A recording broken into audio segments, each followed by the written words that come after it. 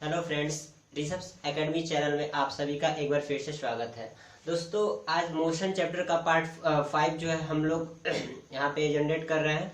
तो इस पार्ट 5 में जो है हम लोग 3 टॉपिक्स पर डिस्कशन करेंगे। पहला है हमारा सर्कुलर मोशन, दूसरा यूनिफॉर्म सर्कुलर मोशन और ये तीसरा जो है सेंट्रीपिटल फोर्स। इन तीनों टॉपिक्स को हम लोग यहाँ पे एक्सप्लेन करेंगे। देखते हैं दोस्तों कि जो हमारा छोटा छोटा टॉपिक्स होता है उसको हम लोग लीव कर देते हैं, उसको ज्यादा केयर नहीं करते हैं, तो इस वजह से हमें काफी सारी दिक्कतें आती हैं न्यूमेरिकल को समझने में। तो ये सब जैसे यूनिफॉर्म सर्कुलर मोशन या सेंट्रीपिटल फोर्स, ये मतलब किस तरह से कहाँ यूज आता है, इस वर्ड का क्या मीनिंग होगा, उस चीज को हम लोग समझ नहीं पाते हैं, जिससे हम लोग को न्यूमेरिकल लगाने में प्रॉब्लम होती है।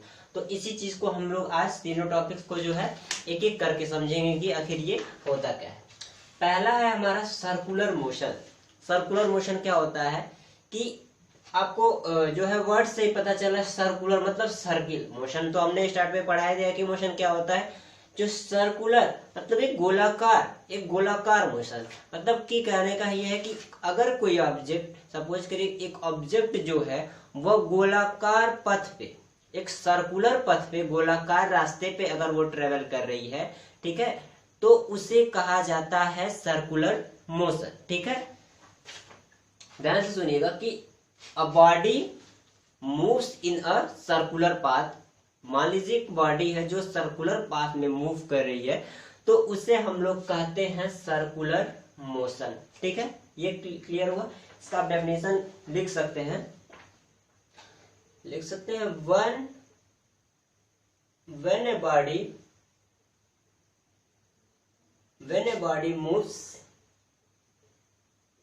when a body moves in circle, या लिख सकते हैं circular path.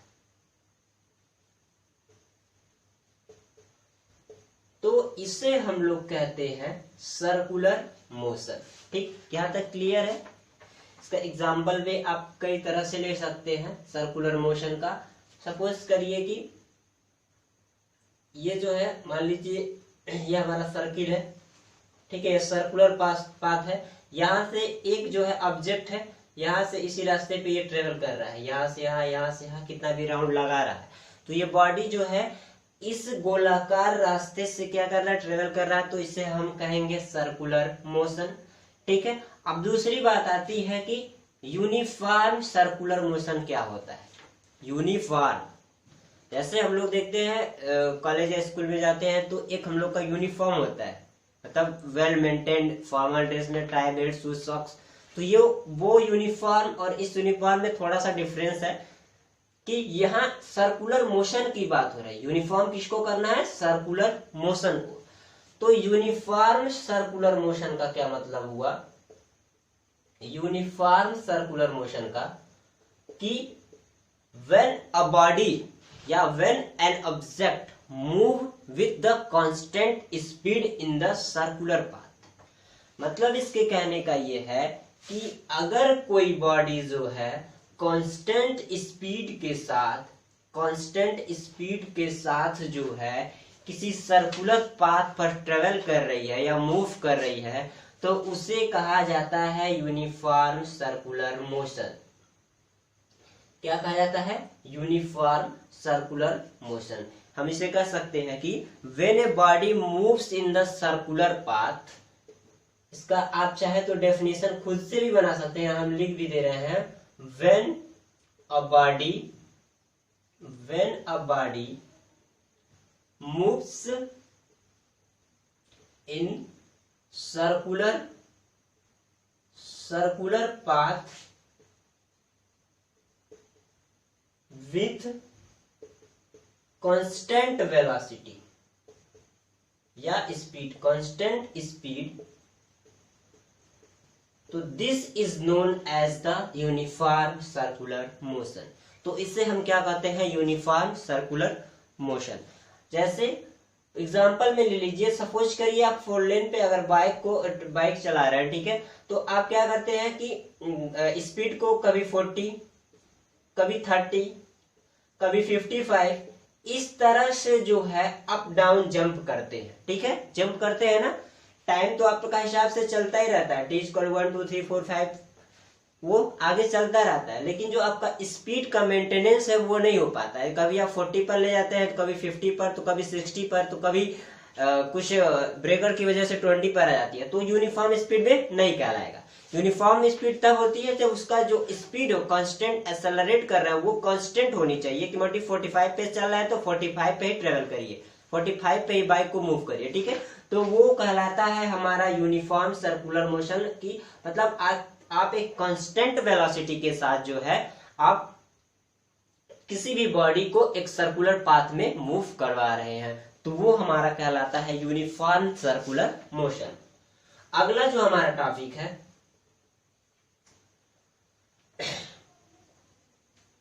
Third and the last topic is the centripetal force. क्या है? Centripetal force. भाई कोई बॉडी अगर सर्कुलर पाथ में मूव कर रही है इस तरह से, तो इसको मूव कराने के लिए एक फोर्स लग रहा है। क्या लग रहा है? फोर्स लग रहा है। तो आखिर वो जो फोर्स लग रहा है उसी को नाम दिया गया है सेंट्रीपिटल फोर्स। मतलब एक सर्कुलर पाथ में जब किसी बॉडी या किसी ऑब्जेक्ट को मूव कराया जाता है या मूव करती है, तो उसमें एक फोर्स वर्क करता है, एक बल कार्य करता है। फोर्स मतलब बल, बल जो है कार्य करता है, उस बल को कहा गया है सेंट्रीपिटल बल या तो सेंट्रीपिटल फोर्स। आप इसको, ये जो फोर्स है सेंट्रीपिटल फोर्स जो है ये क्या करता है? सर्कुलर मोशन को क्या करता है? प्रोड्यूस करता है, उत्पन्न करता है। इसी की वजह से सर्कुलर मोशन हो पाता है। अगर ये सेंट्रीपिटल फोर्स जो सर्कुलर पाथ के बीच वर्क नहीं करेगा तो समझ लीजिए कि आप बॉडी को सर्कुलर वे में मूव नहीं करा सकते हैं या सर्कुलर पाथ पर वो बॉडी मूव नहीं कर सकती है। ठीक है, ये क्लियर है। दूसरी चीज, जैसे एग्जांपल ले लीजिए, मान लीजिए ये है एक सर्कल है, ठीक है। यहाँ एक पॉइंट मान लीजिए ये थ्रेड है, थ्रेड है, थ्रेड पे यह एक स्टोन बांधा हुआ है, ठीक है, ये स्टोन बांधा हुआ है, ठीक है। जब इसको इस तरह से आप ऐसे लेते हैं तो उसको आप बच्चे, छोटे बच्चों को देखते होंगे कि मान लीजिए कोई थ्रेड है, कोई धागा है, तो उसमें उसके लास्ट एंड पर जो है कुछ बांध देते हैं स्टोन वगैरह, तो उसको इस तरह से राउंड करते हैं, ठीक है। तो राउंड करते हैं, तो जहां से राउंड करते हैं उसका सेंटर हुआ वहां फिक्स है, तो सेंटर के पास, सेंटर से जितना लॉन्ग उसका जो है थ्रेड रहता है उसी के हिसाब से वो सर्कुलर वे में घूमता रहता है। तो उसके साथ आप देखेंगे कि उसका डायरेक्शन भी चेंज रहता है। मान लीजिए इधर घुमाया तो ये ईस्ट था, ईस्ट डायरेक्शन में था, ठीक है। तो कुछ दूर बाद जो है अगर ये इधर आ गया, जब ऐसे करके आया तो ये इधर ऐसे आ गया, ठीक है। तो ये साउथ डायरेक्शन ऐसे चेंज हो गया, ठीक है, साउथ डायरेक्शन चेंज हो गया। तो इस तरह से जो है हम देखेंगे कि इसका डायरेक्शन भी चेंज होता रहता है। सेंट्रीपिटल फोर्स जब वर्क कर रहा है तो जैसे जैसे मूव कर रहा है तो उसके साथ उसका डायरेक्शन भी चेंज होता रहता है। एक चीज और आप लोग ध्यान रखिएगा, कह रहा है कि when a body moves along a circular path then its direction of motion और direction of speed keep changing continuously. मतलब इसके कहने का ये है कि अगर कोई बॉडी सर्कुलर वे में, सर्कुलर पाथ पर जो है मूव कर रही है, तो उसका स्पीड जो है कंटिन्यूअसली क्या होता है? चेंज होता रहता है, कंटिन्यूअसली चेंज होता रहता है, क्योंकि स्पीड और डायरेक्शन के साथ बदलती हुई से एक्सेलरेशन। स्पीड जो है डायरेक्शन की वजह से जो है स्पीड जो उसका चेंज होता रहता है, ठीक है। तो इसको हम रेट ऑफ चेंज ऑफ पढ़े भी होंगे, rate of change of velocity, इसे हम कहते हैं एक्सेलरेशन। तो इस डायरेक्शन की वजह से उस बॉडी का जो सर्कुलर पाथ में मूव कर रही है उसका जो है डायरेक्शन की वजह से स्पीड चेंज होता रहता है। तो जब स्पीड चेंज होता रहेगा एट यूनिट टाइम, मतलब टाइम के हिसाब से उसका स्पीड बढ़ता जाएगा, तो इस चीज को हमने नाम दे दिया क्या? एक्सेलरेशन। क्योंकि पिछले क्लास में मैंने पढ़ाया भी था कि rate of change of velocity is known as acceleration, ठीक है दोस्तों। सपोज एक एग्जांपल आप देख लीजिए,